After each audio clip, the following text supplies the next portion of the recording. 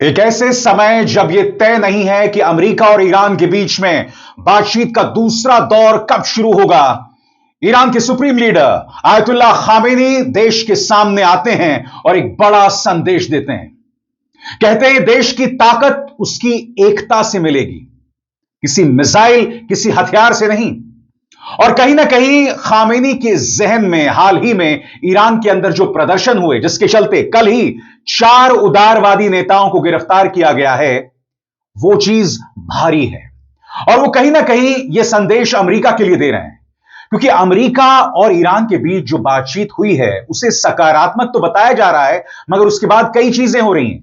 क्योंकि जब यह बातचीत हो रही थी तो याद कीजिएगा, ईरान अपना खुर्रम शहर 4 मिसाइल की टेस्टिंग कर रहा था। बातचीत के तुरंत बाद अमेरिकी वार्ताकार स्टीव विटकॉफ और जैरेड कुशनर, जो कि डोनाल्ड ट्रंप के दामाद हैं, दोनों यूएसएस एब्राहम लिंकन चले जाते हैं और वहां से एक संदेश दिया जाता है। अब खबर यह आ रही है दोस्तों कि अमेरिका ने हिदायत दी है कि ईरानी समुद्र में मत जाओ और ईरानियों से मत उलझो। क्या है संदेश के मायने? क्या अमेरिका डर गया है, या अमेरिका सतर्क रह रहा है, या अमेरिका चाहता है कि बातचीत ना बिगड़े, इसके चलते कोई भी दुर्घटना इस इलाके में ना हो? इसलिए अमेरिका ने कहा है कि ईरान से मत उलझो, ईरानी समुद्री सीमा में मत जाओ। सबसे पहले मैं आपको बतलाना चाहता हूं दोस्तों, ईरानी सुप्रीम लीडर, जी हां, कल यानी सोमवार को वो देश के सामने आए और जैसे कि आप देख सकते हैं, उन्होंने बाकायदा करीब 1 घंटे 18 मिनट का संदेश देश के नाम दिया। उन्होंने क्या क्या कहा मैं आपको बतलाऊंगा, मगर सबसे पहले उनके संदेश का सबसे अहम पहलू, जिसमें उन्होंने कहा कि एक देश की ताकत उसकी एकता है, सिर्फ मिसाइल या हथियार नहीं। और उन्होंने कहा कि ईरान की यही एकता आने वाले किसी भी जंग में, किसी भी लड़ाई में उसे जीत, उसे ताकत दिलवाएगी। सुनिए ईरानी सुप्रीम लीडर क्या कह रहे हैं। تا دشمن مایوس نشه در معرض آزار و اذیت قرار میگیرن یک ملت. اون روزی که 22 بهمن اول اتفاق افتاد، ملت ایران یک فتح بزرگ کرد، توانست خودش رو و کشورش رو از دخالت بیگانگان نجات بده.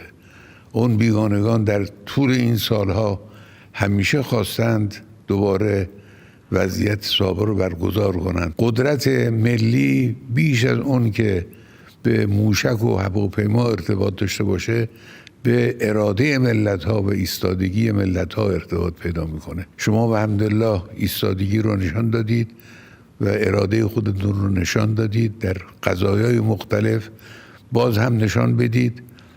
دشمن رو مایوس کنید. تا دشمن مایوس نشه در معرض آزار و اذیت قرار میگیرن یک ملت. باید دشمن رو مایوس کرد.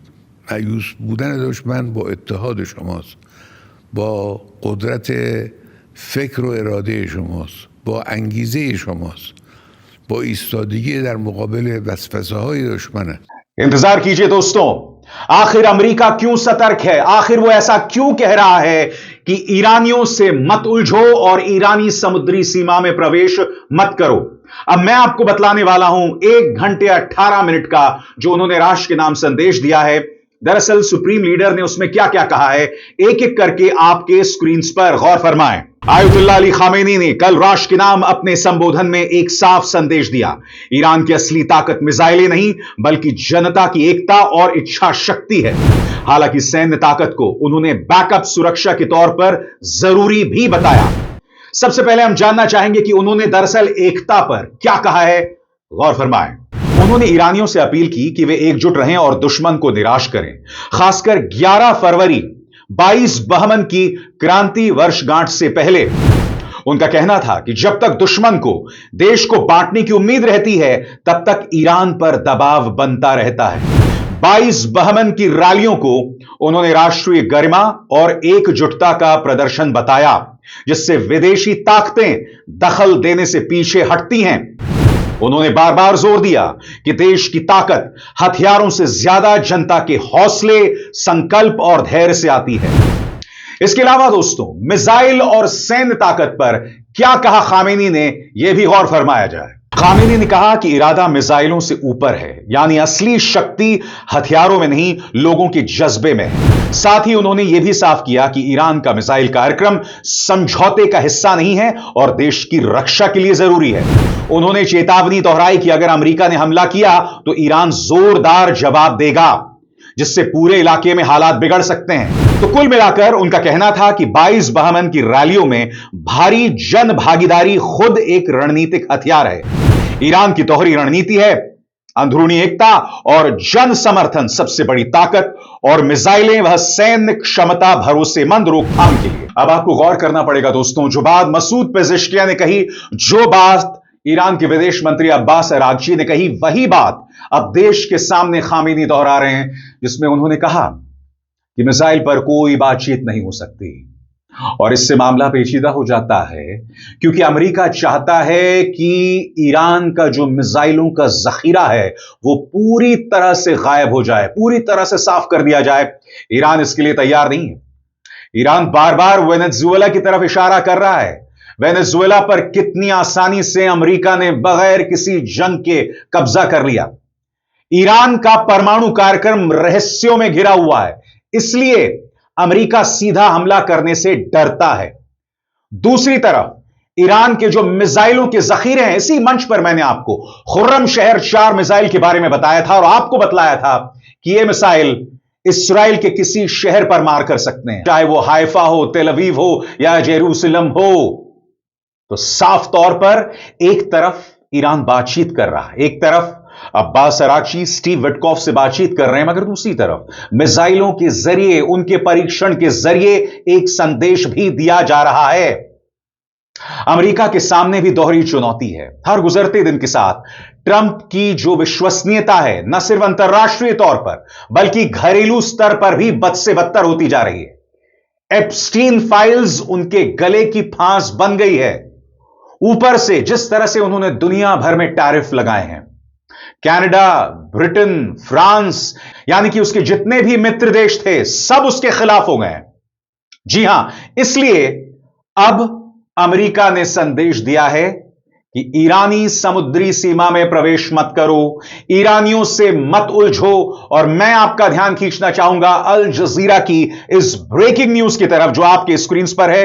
यह खबर क्या कहती है, गौर फरमाएं। खबर कहती है, US urges American ships to stay as far as possible from Iranian waters. सरल शब्दों में कहा जाए, अमेरिका ने अपने तमाम सैनिकों से कहा है कि ईरानी समुद्री सीमा से दूर रहो और उनसे मत उलझो। अब ये जो मत उलझो वाली नसीहत है दोस्तों, इसमें कहीं ना कहीं अमेरिका का खौफ दिखाई दे रहा है और मैं आपको बताता हूं क्यों।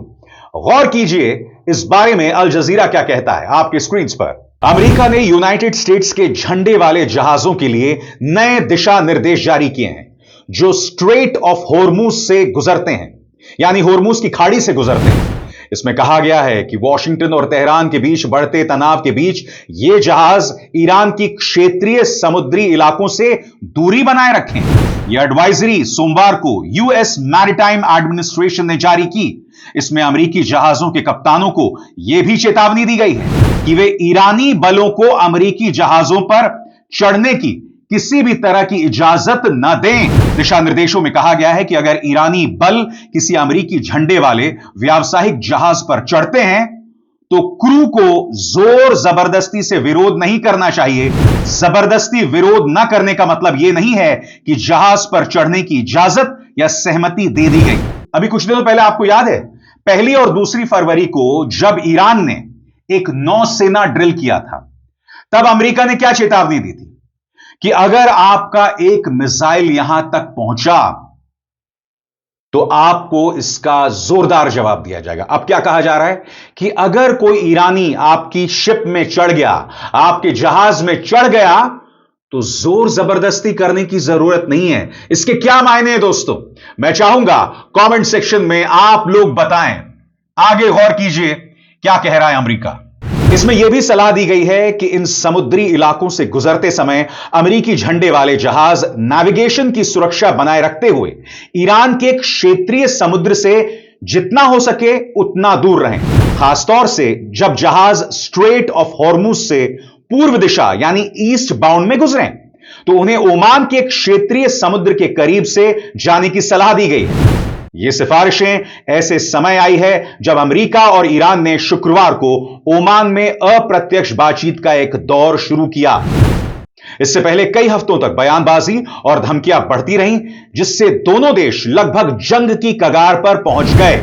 दोस्तों, इससे पहले मैं आपको बताना चाहता हूं 1980 का दौर था। 1980 का दौर जब ईरान और इराक में युद्ध हुआ था। उस वक्त अमेरिका के कई जहाज गुजरते थे जिस पर ईरान निशाना बनाता था, और उसी तरह से ईरान के कई जहाजों पर अमेरिका निशाना बनाता था। यानी कि इन दोनों देशों का एक लंबा चौड़ा इतिहास है समुद्र में टकराव को लेकर। और यही वजह है कि समुद्र में ये जो वॉर गेम्स हो रहे हैं, ये जो नौसेना ड्रिल्स हो रहे हैं, उसे इतनी तवज्जो दी जा रही है।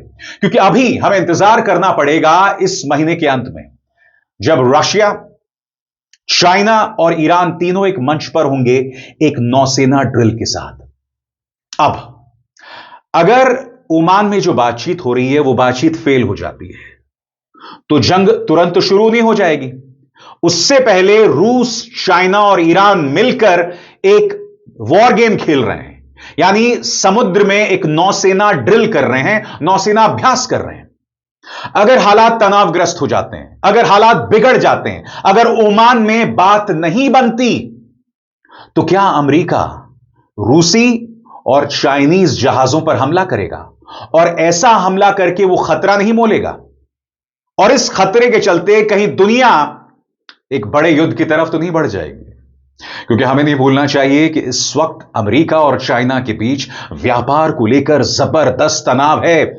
ऊपर से अगर एक नौसेना ड्रिल में कोई अमेरिकी मिसाइल या कोई दुर्घटना हो जाती है, तो आपको अंदाजा नहीं है कि दुनिया कितने खतरनाक मोड़ पर पहुंच जाएगा।